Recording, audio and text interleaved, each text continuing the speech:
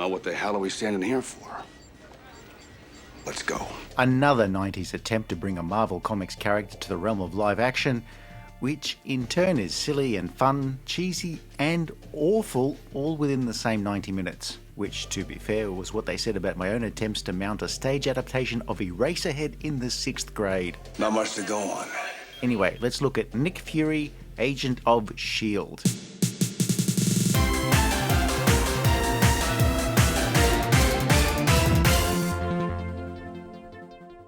They put me out to pasture 5 years ago.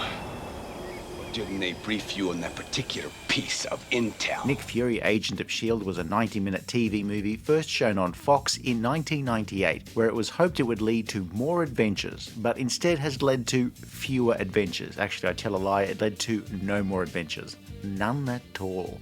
Nick Fury was a Marvel Comics character created by Jack Kirby and Stan Lee. When the latter bet his publisher he could create a comic with a terrible name that would still sell well. Sergeant Fury and his Howling Commandos was a World War II set comic first printed in 1963. While in a 1965 issue of Strange Tales, Nick Fury also became a leading agent of the spy organization S.H.I.E.L.D. This would eventually lead to the character featuring in his own comic, Nick Fury, Agent of S.H.I.E.L.D. But it wouldn't be until this television movie that we would see him in a live-action production.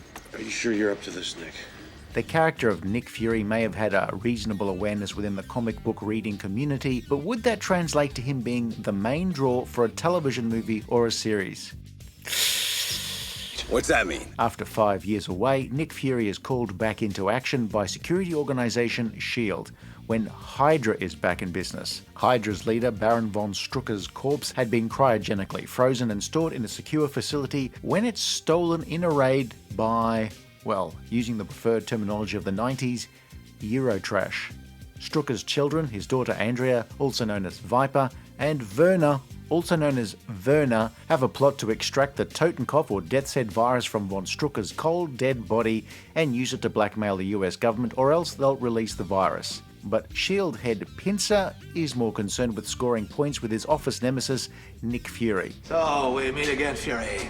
Well, I'm not surprised, Pincer. Guys like you tend to cling to the vault no matter how many times you flush. The pair have a lot of bad blood between them, after Fury was fired from S.H.I.E.L.D. by Pincer, who, it must be said, has interpreted his role as the head of S.H.I.E.L.D. as one where he gets to say the dumbest things so people will smack him in the face. Now, you want to explain to the governors of those states why you just wiped out 40 million people? He is a useful idiot's useful idiot. Don't you dare cut me off, you comic book cowboy! Nick Fury has a ton of allies in his corner. Firstly, there's Contessa Valentina Allegra de Fontaine, Nick's former girlfriend, which might make things a little awkward, like when you accidentally butt dial your ex-mother-in-law at 2 a.m. I didn't. His other S.H.I.E.L.D. buddies are there, Gabe Jones and Dom Duggan. And Nick meets newer S.H.I.E.L.D. agents, the telepath Kate Neville and Agent Alexander Pierce, who's enthusiastic but greener than a well-maintained lawn. I was suddenly out of style. There's a lot of setup in the first hour, reintroducing every character for this version of S.H.I.E.L.D. I lost an eye to that madman. Here right now, you bastard. Where we set up Nick Fury's history with leaving S.H.I.E.L.D. and dealing with seeing Val again, Gabe introducing Nick to his life model decoy, Not a bad-looking guy, huh? Not a bad-looking guy, huh? and his sniping with Pincer. How'd you know which one of me to shoot? I didn't. There's also the threat of von Strucker's kids, which sound like characters from a public domain version of The Sound of Music. Then let this moment be a call to arms for each and every one of you. Though it's really all about Viper, since her idiot brother seems about as clued into what's going on as Forrest Gump is into 1960s reggae. A trip to Berlin to interrogate von Strucker's former scientist Arnim Zola goes swimmingly well. Well, swimmingly if you ask somebody who can't swim. So who's the spy? S.H.I.E.L.D.'s local agent turns out to be Viper in disguise, who poisons Nick Fury. Meanwhile, off-screen, Viper's people have retaken Zola. I feel like a damn bratwurst. Either get me out of here or get me some mustard. Fury has 48 hours to live, unless you can get a sample of Viper's blood for Gabe to make an anti-serum. So there are now 2 countdowns, one for Fury before he dies, and one for everyone else when Viper's plans to extort $1 billion involves firing gas missiles at New York, which will kill people in the city and several surrounding states. Any attempts to evacuate Manhattan will result in the immediate release of the virus. Val will lead a team to find the missiles, while Fury, Kate and Pierce go after Viper. Now this is where the action happens. Fury and company are captured and have to escape. Val's team hunts down a truck with the right heat signature, something mobile and refrigerated to keep the temperature down on the poison gas missiles. Fury confronts Viper, if not for the blood, but also because of her atrocious accent. Hydra will be in possession of the most dangerous weapon ever created. I want to say it's a German who grew up watching French dubs of Hogan's Heroes. Viper is beaten and the missile launch halted, but then there's another countdown, though this one's just so Viper and her popsicle dad can escape to appear in another exciting adventure with... No, this is it, just one and done. One and done. Hydra's been jerking our chain 6 ways to Sunday. It's easy to mock a film like this. Oh, you're still here. Okay. Well, looking at this, watching anything made with a bigger budget, this is cheap and cruddy looking. Comparing it, though, to similar fare from the 90s, it doesn't look quite so terrible, like moving out of a house that you've been evicted from after complaining to the owner about the hidden security cameras that you found, and then an earthquake demolishes the house. So, take your pick. It's either absolute dogshit or decent enough for the time. Well, it works a little better than the 1990 Captain America movie, which was made on about half the budget of this, but the soft and blurry late 90s TV look here dooms this production to forever look like it was recorded on the same VHS tape that you used to time shift at Wimbledon. You're totally forgiven if you thought this was a direct-to-video production. But as we'll get to, it's possibly not a complete waste of time if you are the sort of person who can tolerate and enjoy a fun, but on the whole, bad movie. You don't have to be an ESP agent to see that. So far you might think that I'm being just a bit too easy on this. Sure, this is not an amazing piece of work that has stood the test of time. It's no, hey, did you see that movie-length episode of MacGyver? It's more something that you'll watch out of morbid curiosity, like somebody who binges The Brady Bunch and then decides to watch the variety show starring most of the sitcom's cast, The Brady Bunch Hour. I didn't. In that situation, like this, the potential for regret is just as high. But as somebody who can appreciate cheesy action at least for a limited amount of time, this was okay. I almost certainly wouldn't watch it ever again, but then that's what I said about the Brady Bunch Hour, and yet here we are. I always heard living well's the best revenge. The idea of a Nick Fury movie or series of movies or a weekly series had been in development for a while in the mid-90s. Writer David Goyer wrote a script for a television movie which then sat around for a few years while Fox worked out whether they wanted it or not. By the time it was greenlit for production, Goyer was already off doing other things like writing the movie Blade, where he'd eventually become a fixture in genre fare where, as David S. Goyer, he would write, produce or direct movies, television and video games for the next few decades. I'll get that vampire's blood if I have to suck it from her neck. Australian director Rod Hardy would oversee the $6 million production, which is a not unhealthy budget for a made-in-Canada television movie in the 90s. 5 more minutes.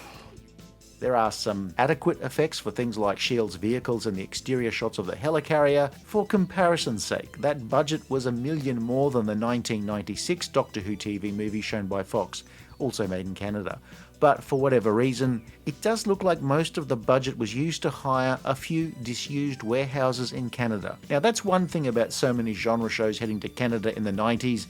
It was an absolute boon to the local industry, giving thousands of actors and technicians work. But also, crucially, it kept the owners of dozens of disused warehouses clothed and fed for years. I don't know whether to congratulate you or drive a stake through its heart. The direction was the thing that surprised me most by being more confident than I expected. There's interesting camera work and blocking. Action scenes work well enough, though to be honest, any fight scene with one guy wearing an eye patch is probably always going to have an approximate feel. Ironically enough, depth perception is not really that important when you're appearing in a production like this, something at the very shallow end of the TV movie action pool. Now, having said that, what do you people intend to do about this?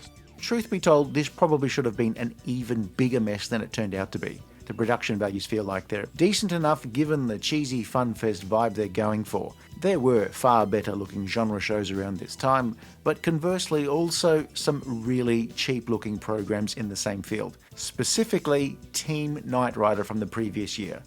For me, Kate, there never were any rules. The thing that works best is the thing that on paper was potentially the production's biggest liability. David Hasselhoff wasn't most people's first thought as a Nick Fury, yet Hasselhoff seems to have pitched it just right. He's grumpy with decent one-liners. And look, yes, can you watch this and not picture him running on a beach in slow motion or driving a lippy Trans Am? Perhaps not, but this was still a time when he was an actor and not just playing the Hoff, where his biggest role would be as the David Hasselhoff. Hasselhoff gets the joke and plays it for what it's worth. Beauty is truth, and truth is beauty.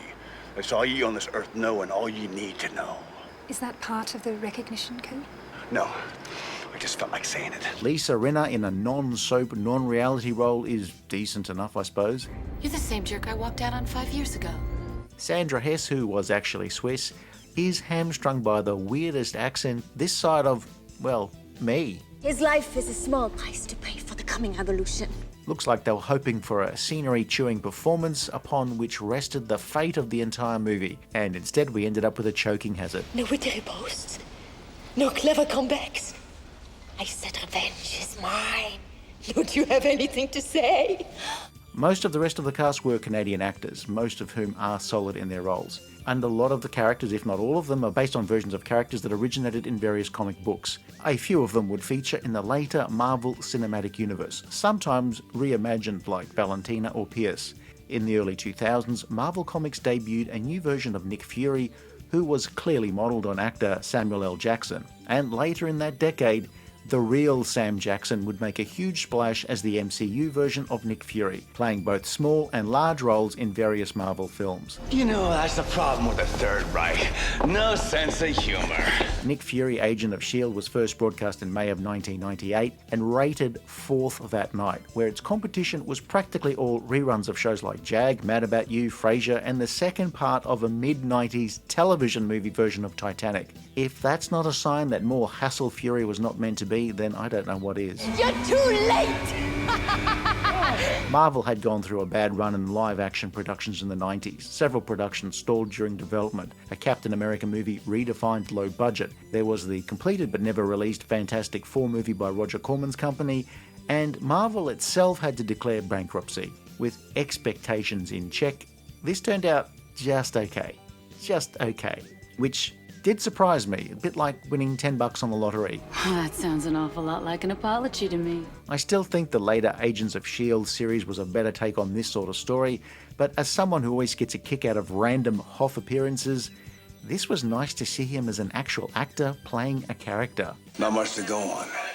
This movie is a schlocky piece of fun. Well made in places, not entirely well cast, but Hasselhoff himself is a lot of fun in the role. Basically the only reason to watch this. You're frozen pop-sickle. Get it, Andrea? Pop-sickle? If you're the sort of person who gets a headache after consuming certain types of aged cheese due to a substance called tyramine, which can play havoc with your blood vessels and can give you a bad headache, then maybe give this a miss. You really are suspicious, aren't you? Nick Fury, Agent of S.H.I.E.L.D. is a very large helping of aged cheese, a serving that is 5 times the recommended dosage of aged cheese for an adult. So after having watched this, I may just need an aspirin. I put it behind me. You should too. If you enjoyed this review, please like and subscribe, leave a comment below, or check out some of our other videos.